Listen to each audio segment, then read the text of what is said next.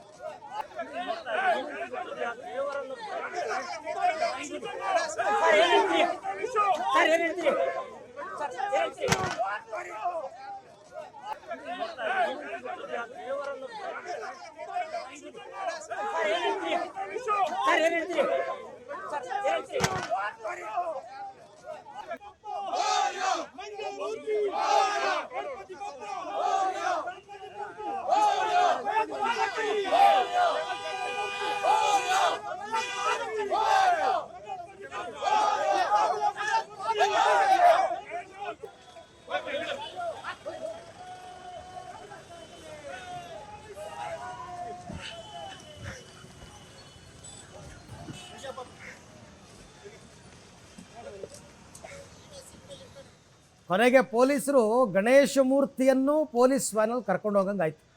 ಇವತ್ತು ನಾಗಮಂಗಲದಲ್ಲಿ ಗಣೇಶ ವಿಸರ್ಜನೆ ವೇಳೆ ಮೊನ್ನೆ ಏನು ಗಲಾಟೆ ಆಯಿತು ಅದನ್ನು ಖಂಡಿಸಿ ಬೆಂಗಳೂರು ಮಹಾನಗರ ಗಣೇಶ ಉತ್ಸವ ಸಮಿತಿಯ ಸದಸ್ಯರೆಲ್ಲರೂ ಇವತ್ತು ಪ್ರೊಟೆಸ್ಟ್ ಮಾಡೋದಕ್ಕೆ ಅಂತ ಟೌನ್ ಹಾಲ್ ಮುಂದೆ ಬಂದಿದ್ದಾರೆ.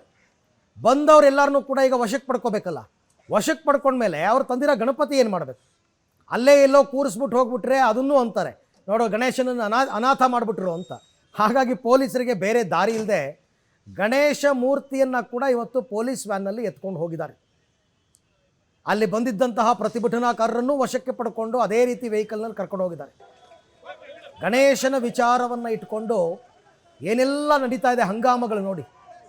ಒಂದು ಕಡೆ ಗಣೇಶನ ಬಿಡಕ್ಕೆ ಹೋದಾಗ ಪೆಟ್ರೋಲ್ ಬಾಂಬ್ ಹಾಕ್ತಾರೆ, ಇನ್ನೊಂದು ಕಡೆ ಪ್ರತಿಭಟನೆಗೆ ಗಣೇಶ ಬರ್ತಾನೆ. ಆ ಗಣೇಶ ಮೂರ್ತಿಯನ್ನು ಬಿಡದಂತೆ ಪೊಲೀಸರೀಗ ಎತ್ಕೊಂಡು ಹೋಗಿದ್ದಾರೆ.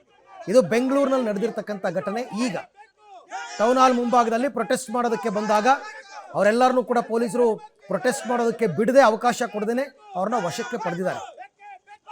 ಗಣೇಶನ ವಿಚಾರದಲ್ಲಿ ನಡೀತಾ ಇರತಕ್ಕಂಥ ಗಲಾಟೆಗಳಿವೆಲ್ಲ.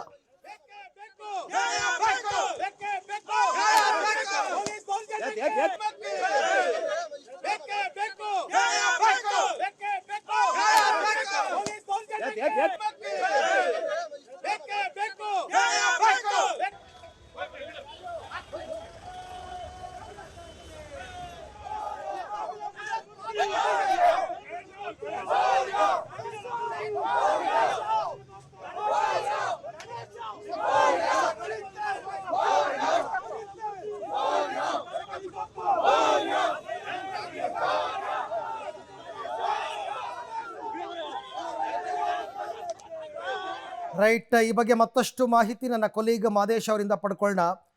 ಮಾದೇಶ್, ಗಣೇಶನ ಹೆಸರಿನಲ್ಲಿ ನಡೀತಾ ಇರ್ತಕ್ಕಂಥ ಈ ಎಲ್ಲ ಡ್ರಾಮಾಗಳನ್ನು ನಾವು ನೋಡ್ತಾ ಇದ್ದೀವಿ ಕಳೆದ 3 ದಿವಸದಿಂದ. ಕೊನೆಗೆ ಇವತ್ತು ಗಣೇಶ ಪೊಲೀಸ್ ವ್ಯಾನನ್ನು ನೋಡಬೇಕಾಗಿ ಬಂದ ಪರಿಸ್ಥಿತಿ.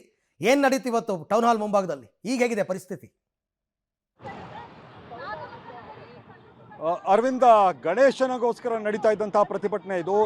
ಗಣೇಶನನ್ನೇ ವಶಕ್ಕೆ ಪಡೆಯುವಂತ ಪೊಲೀಸ್ ವಾಹನದಲ್ಲಿ ತೆಗೆದುಕೊಂಡು ಹೋಗ್ಬೇಕಾದಂಥ ಅನಿವಾರ್ಯ ಪರಿಸ್ಥಿತಿ, ಒಂದು ರೀತಿ ವಿಚಿತ್ರ ಪರಿಸ್ಥಿತಿ ಇವತ್ತು ನಿರ್ಮಾಣ ಆಗಿತ್ತು.